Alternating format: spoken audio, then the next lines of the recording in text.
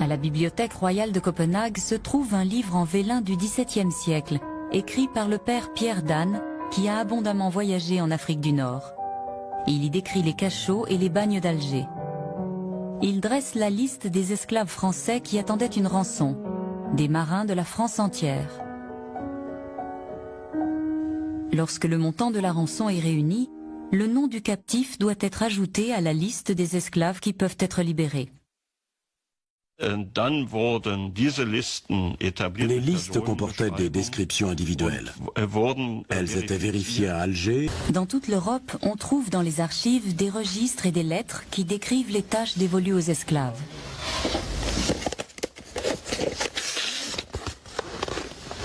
Voyons voir ces lettres. En voici une. Parmi les archives, Éric Goebel a découvert un document exceptionnel par sa rareté. Cette lettre a été écrite à Alger le 10 janvier 1710. Elle est en danois. L'écriture n'est pas très belle, mais ce qu'il faut voir, c'est ceci.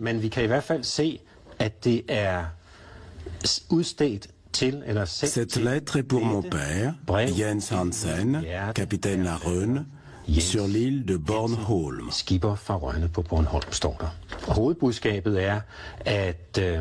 C'est un jeune homme qui a été fait prisonnier dans le détroit de Gibraltar. Il s'est retrouvé esclave à Alger et il est au plus mal. Il demande à sa famille d'envoyer de l'argent pour racheter sa liberté. Il a estimé le nombre des esclaves blancs à 25 000 à l'époque à Alger. Notre estimation pour la période qui va de 1540 à 1650 est qu'à peu près 600 000 esclaves sont passés par Alger. Les archives royales danoises ont conservé plusieurs documents liés à ces accords. Voici un sauf-conduit algérien. Nous n'avons que la partie danoise. Comme vous le voyez, il en manque une partie. C'est un document que le capitaine danois emportait avec lui. Ce sauf-conduit date de 1838. On est déjà quasiment à la fin de l'existence de ce système.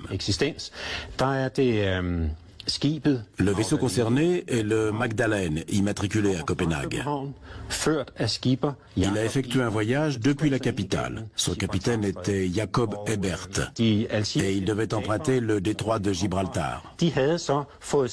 Les pirates algériens, de leur côté, avaient reçu la partie supérieure du document envoyé depuis le Danemark et qui correspondait parfaitement avec la partie inférieure. Le capitaine danois présentait sa partie, le pirate la sienne, et si les deux s'emboîtaient, cela signifiait que le navire danois venait d'un pays qui s'était acquitté du droit de passage.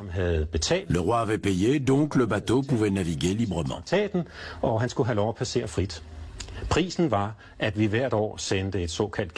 Le tribut annuel consistait en une cargaison de poudre et de boulets, de faucons d'Islande, de cornes de narval et d'autres produits du Nord. C'était de cette manière que le traité était scellé.